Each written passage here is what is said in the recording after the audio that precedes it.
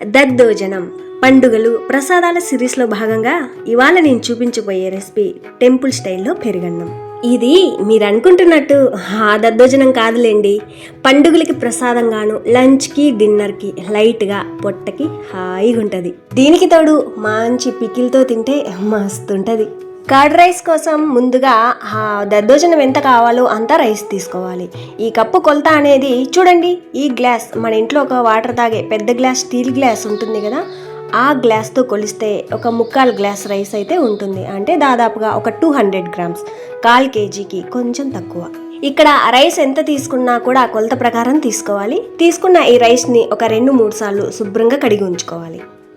ఈ పెరుగన్నం ప్రసాదంగా చేసుకునేలా ఉంటే ఇక్కడ వాడే కుక్కర్ని నాన్ వెజ్ వండని కుక్కర్ ఉంటే తీసుకోవాలి, లేదంటే ఏదైనా గిన్నెలో అయినా చేసుకోవచ్చు. తర్వాత రైస్ ఏ కప్పుతో తీసుకున్నామో అదే కప్పుతో 1 కప్పు రైస్కి గాను 3 కప్పుల దాకా నీళ్ళు వేసుకోవాలి. ఈ రైస్ని మెత్తగా ఉడికించాలి అంటే 1 కప్పుకి 3 కప్పుల దాకా నీళ్ళు వేసుకోవాలి.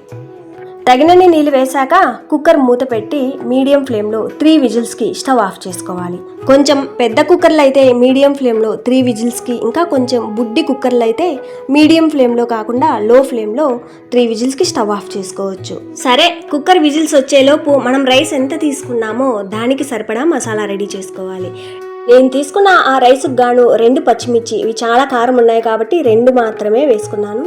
ఈ మాత్రం అల్లం ముక్క, శుభ్రంగా కడిగి పెట్టుకున్న కొంచెం కొత్తిమీర, ఒక 7-8 దాకా ఫ్రెష్గా ఉన్న కరివేపాకు రెమ్మల్ని కూడా శుభ్రంగా కడిగి వేసుకోవాలి. ఇక్కడ గుర్తుంచుకోవాల్సింది ఏంటయ్యా అంటే, ఇక్కడ గ్రైండ్ చేసే ఈ మసాలా మనం పెరుగన్నంలో వేసామంటే ఆ పెరుగన్నం అనేది లైట్ గ్రీన్ కలర్లో కనిపించాలి. అంటే ఆ రైస్లో ఈ మసాలా అనేది లైట్గా ఉండాలి, మరీ ఎక్కువ కాకుండా. అవసరమైతే కొంచెం నీళ్లు వేసి, మరీ ఎక్కువ నీళ్లు వేయకుండా ఒక 3-4 స్పూన్స్ దాకా నీళ్లు వేసి, మరీ మెత్తని పేస్ట్లా కాకుండా చూడండి ఈ విధంగా కొంచెం బరకలాగా గ్రైండ్ చేసుకుంటే చాలు. సరే, ఒకవైపు ఈ మసాలా రెడీ చేసుకుంటూ ఉండగా మరోవైపు కుక్కర్ నుండి విజిల్స్ అయితే వచ్చేస్తాయి. నేనైతే మీడియం ఫ్లేమ్లో 3 విజిల్స్కి స్టవ్ ఆఫ్ చేసుకున్నాను. విజిల్స్ వచ్చిన వెంటనే అలాగే వదిలేయకుండా వెంటనే కొంచెం వేడిగా ఉన్నప్పుడే ఓపెన్ చేయాలి. ఆ వేడి మీదనే మనం ఇందాక గ్రైండ్ చేసుకున్నాం కదా, ఈ మసాలా వేసుకోవాలి. అవసరమైతే అదే మిక్సీ జార్లోకి కొంచెం 1-2 స్పూన్ల దాకా నీళ్లు వేసి మసాలా మొత్తం నీట్గా వేసుకోవాలి.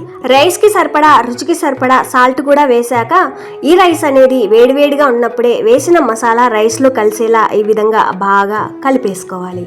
తీసుకున్న గరిటెతోనే రైస్ని కొంచెం మెత్తగా మెదుపుకోవాలి. మనం గ్రైండ్ చేసిన మసాలా అన్నీ కూడా పచ్చిగానే వేసి గ్రైండ్ చేసాం కాబట్టి ఈ విధంగా రైస్ వేడివేడిగా ఉన్నప్పుడు మసాలా వేసామంటే రైస్లో ఉన్న వేడితో మసాలా పచ్చిదనం అనేది పోతుందన్నమాట. ఈ విధంగా బాగా కలిపేసిన తర్వాత మనం ఏ కప్పుతో అయితే రైస్ తీసుకున్నామో అదే కప్పుతో 1.5 కప్పు దాకా చిక్కటి పెరుగు, ఫ్రెష్గా ఉన్న పెరుగు వేసుకోవాలి. పెరుగు వేసే ముందు గుర్తుంచుకోవాలి, ఇక్కడ రైస్ అనేది పూర్తిగా చల్లారిన తర్వాత మాత్రమే పెరుగు వేసుకోవాలి.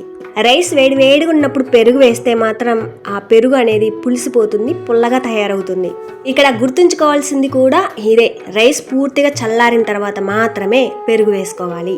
వేసిన పెరుగును కూడా రైస్లో కలిసేలా ఈ విధంగా బాగా కలిపేసిన తర్వాత ఏ కప్పుతో అయితే మనం రైస్, పెరుగు ఇవన్నీ కూడా వేసామో అదే కప్పుతో సగం కప్పు దాకా నీళ్లు వేసుకోవాలి. వేసిన నీళ్ళను కూడా రైస్లో ఈ విధంగా బాగా కలిపేసిన తర్వాత ప్రసాదంలా చేస్తున్నట్టయితే టేస్ట్ చేయకూడదు కాబట్టి ఒకవేళ లంచ్కో డిన్నర్కో అయితే ఈ స్టేజ్లో కారం, సాల్ట్ ఏదైనా తక్కువ ఉంటే సరి చూసుకోవచ్చు. సాల్ట్ తక్కువ ఉంటే వేసుకోవచ్చు. ఒకవేళ కారం తక్కువ అనిపిస్తే పోపులో ఎండుమిర్చి కానీ పచ్చిమిర్చి కానీ కారానికి తగ్గట్టు వేసుకోవచ్చు. తర్వాత టేస్టీ పోపు కోసం కడాయిలోకి ఒక 4 స్పూన్స్ దాకా నెయ్యి వేసి, వేసిన నెయ్యి హీట్ ఎక్కిన తర్వాత పోపు దినుసులు ఒక 2 స్పూన్స్ దాకా ఆవాలు, ఉద్దిపప్పు, శనగపప్పు, జీలకర్ర వేసుకోవాలి. కావలసినన్ని ఎండుమిర్చి, ఇక్కడ వేసే ఎండుమిర్చి పెరుగన్నంలో మధ్యలో తినడానికి టేస్ట్ అనేది బాగుంటుంది, తగినన్ని వేసుకోవచ్చు. తగినన్ని జీడిపప్పులు ఇవి ఉంటే వేసుకోవచ్చు, లేదంటే స్కిప్ చేసేయచ్చు. ఇందాక చెప్పినట్లు కలిపి పెట్టుకున్న పెరుగన్నంలో ఒకవేళ కారం అనేది తక్కువ అనిపిస్తే కారానికి తగ్గట్టు పచ్చిమిర్చిని కొంచెం చిన్న ముక్కలుగా కట్ చేసి వీటితో పాటు వేసి వేయించుకోవచ్చు. ఆవాలు మొత్తం బాగా చిట్పట్లాడి చూడండి, పోపు మొత్తం ఈ విధంగా రంగు మారిన తర్వాత ఇక్కడ స్టవ్ ఆఫ్ చేసి మంచి ఫ్లేవర్ టేస్ట్ కోసం కొంచెం అంటే కొంచెం ఇంగువ, రైస్ లో కరివేపాకు రెమ్మలు ఫ్రెష్ గా కనబడడానికి ఫైనల్ గా ఈ స్టేజ్ లో కరివేపాకు వేసి ఒక్క నిమిషం ఆ వేడి మీదని అలా ఇలా వేయించి వెంటనే ఈ పోపుని రైస్ లో వేసుకోవాలి. వేసిన ఈ నెయ్యి పోపు అనేది పెరుగన్నంలో కలిసేలా ఈ విధంగా బాగా కలిపిస్తే అయిపోయినట్టే టెంపుల్ స్టైల్ దద్దోజనం.